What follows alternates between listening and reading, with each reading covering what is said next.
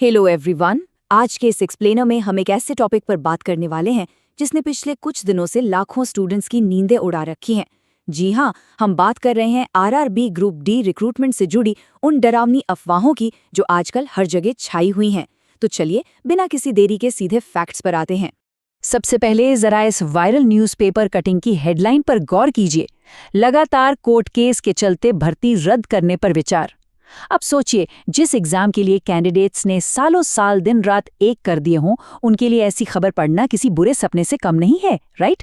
Social media और Telegram groups में तो इस एक लाइन ने जैसे तहलका ही मचा दिया है। तो यहाँ सबसे बड़ा सवाल ये उठता है कि क्या वाकई में आरआरबी ग्रुप डी यानी CEN 8/24 की ये पूरी भर्ती प्रक्रिया रद्द हो गई है? क्या सारी मेहनत पानी में गई? आज हम इसी अफवाह का पूरा पोस्टमार्टम करेंगे, स्टेप बाय स्टेप सारे फैक्ट्स चेक करेंगे और जानेंगे कि आखिर इस पूरी खबर के पीछे की असली सच्चाई है क्या। Section 1, investigating the source. चलिए सबसे पहले इस वायरल खबर की जड़ तक पहुंचते हैं। ओके, तो लेट्स डाइव इनटू दिस। इस न्यूज़ रिपोर्ट में खतरे की कई घंटियां हैं जिन्हें हम रेड फ्लैग्स कहते हैं। सबसे पहली और बड़ी बात, इस खबर को छापने वाले अखबार या न्यूज़ एजेंसी का कोई नाम ही नहीं है। मतलब खबर कहाँ से आई कुछ पता नहीं। दूसरा, इसमें सोर्स के नाम पर लिखा है नाम न छापने की शर्त पर एक वरिष्ठ अधिकारी। अब पत्रकारिता में इसे बहुत ही डाउटफुल माना जाता है। और तो और इसमें प्रोटेस्ट की जो तस्वीर लगी है उसे ध्यान से देखिए। पहली नज़र में ही साफ पता चल रहा है कि ये AI से जनरेट की गई एक फेक इमेज है। और हाँ, सबसे इम्पॉर्टेंट बात, जो लोग रेलवे का वर्किंग स्टाइल जानते हैं उन्हें पता है कि रेलवे मिनिस्ट्री कोई भी बड़ा एक्शन लेने से पहले हमेशा एक प्रॉपर ऑफिशियल नोटिस जारी करती है। लेकिन इस कैंसिलेशन को लेकर मिनिस्ट्री की तरफ से आज तक कोई भी ऑफिशियल लेटर या कम्युनिकेशन नहीं आया है। जरा सोचिए, बिना किसी ऑफिशियल नोटिस के इतनी बड़ी बात छापना, क्या ये इस खबर के पूरी तरह से फेक होने का पक्का सबूत नहीं है? Section 2, the reality of the case. अब बात करते हैं कि कोर्ट में एक्चुअल में चल क्या रहा है। इस चार्ट को देखिए, ये बहुत ही शानदार तरीके से पूरी सिचुएशन क्लियर कर देता है। टोटल वैकेंसी में से 80% सीट्स जनरल कैंडिडेट्स के लिए हैं और बाकी की 20% सीट्स रिजर्व्ड हैं CCA यानी कोर्स कंप्लीटेड एक्ट अप्रेंटिस के लिए।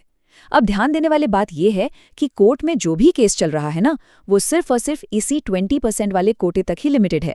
बाकी के 80% जनरल कैंडिडेट्स का इस लीगल लड़ाई से दूर दूर तक कोई लेना देना नहीं है, वो बिल्कुल सेफ हैं। तो फिर ये 20% के अंदर का विवाद आखिर है क्या? दरअसल ये पूरा मामला CCA कोटे के ही दो ग्रुप्स के बीच का है। एक तरफ वो हैं जिन्होंने 2022 से पहले अप्रेंटिस की थी और दूसरी तरफ वो जिन्होंने 2022 के बाद की थी। ये लड़ाई सिर्फ उनके मार्क्स और मेरिट को लेकर है। ये एक आपसी खींचतान है, ना कि पूरी रिक्रूटमेंट प्रोसेस को चैलेंज करने वाला कोई मामला। अब जहन में ये सवाल आ सकता है कि कोर्ट इसमें क्या ही फैसला सुनाएगा। लॉजिकली देखा जाए तो जज साहब के पास कुछ गिने चुने ऑप्शंस हैं।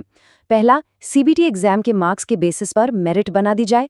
दूसरा, दोनों ग्रुप्स के मार्क्स का नॉर्मलाइजेशन कर दिया जाए। या फिर तीसरा, कोई एवरेज स्कोर निकालकर बीच का रास्ता निकाल लिया जाए।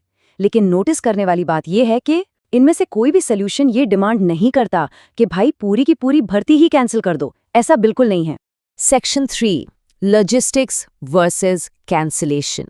चलिए अब थोड़ी डेटा और लॉजिक की बात करते हैं कि इस एग्जाम को कैंसिल करना इम्पॉसिबल क्यों है।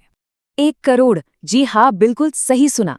CEN 8/24 एग्जाम के लिए पूरे देश से लगभग 1 करोड़ कैंडिडेट्स ने फॉर्म भरा था।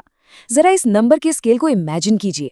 इतने बड़े क्राउड को मैनेज करना किसी भी एडमिनिस्ट्रेशन के लिए एक बहुत बड़ा और मुश्किल टास्क होता है।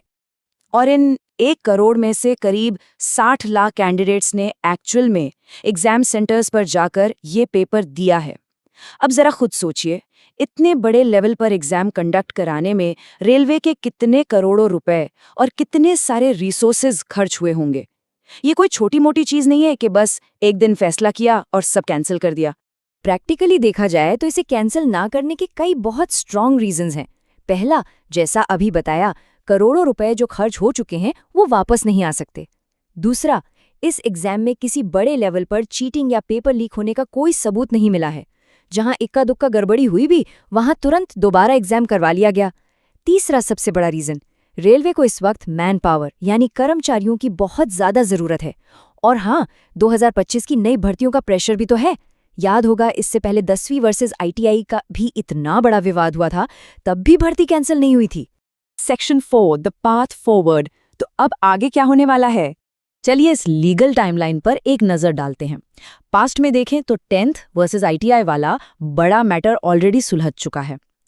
प्रेजेंट सिचुएशन ये है कि सीसी वाले केस में कोर्ट ने दोनों पक्षों की पूरी बहस सुन ली है और अपना फैसला सुरक्षित यानी रिजर्व रख लिया है। अब फ्यूचर की बात करें तो 22 मई को इस केस की अगली हियरिंग है और पूरी उम्मीद है कि इसी दिन इस मामले का फाइनल डिसीजन आ जाएगा। तो कुल मिलाकर फाइनल कंक्लूजन बहुत ही लाउड एंड क्लियर है। भर्ती प्रक्रिया बिल्कुल चालू है। किसी अनाम से अखबार के कटिंग के बेसिस पर इतनी बड़ी भर्ती रद्द नहीं हो सकती। कैंडिडेट्स को अभी सिर्फ 22 मई की हियरिंग का वेट करना चाहिए। और हाँ, सिर्फ और सिर्फ रेलवे की ऑफिशियल वेबसाइट पर आने वाले अपडेट्स पर ही भरोसा करना चाहिए, अफवाहों पर बिल्कुल नहीं। इस एक्सप्लेनर को खत्म करने से पहले आइए एक बहुत ही जरूरी सवाल पर गौर करते हैं। आज के इस डिजिटल दौर में जहां AI टूल्स की मदद से फेक न्यूज़ बनाना बच्चों का खेल हो गया है, ऐसे में इतने बड़े सरकारी एग्जाम्स की तैयारी कर रहे कैंडिडेट्स अपनी मेंटल पीस, अपनी शांति कैसे बनाए रख सकते हैं? ये बहुत ज़रूरी है कि हम कोई भी न्यूज़ पढ़ें तो उसके ऑफिशियल सोर्स को ज़रूर चेक करें। आज के इस एक्सप्लेनर में जुड़ने के लिए बहुत बहुत शुक्रिया। अवेयर रहें और सीखते रहें।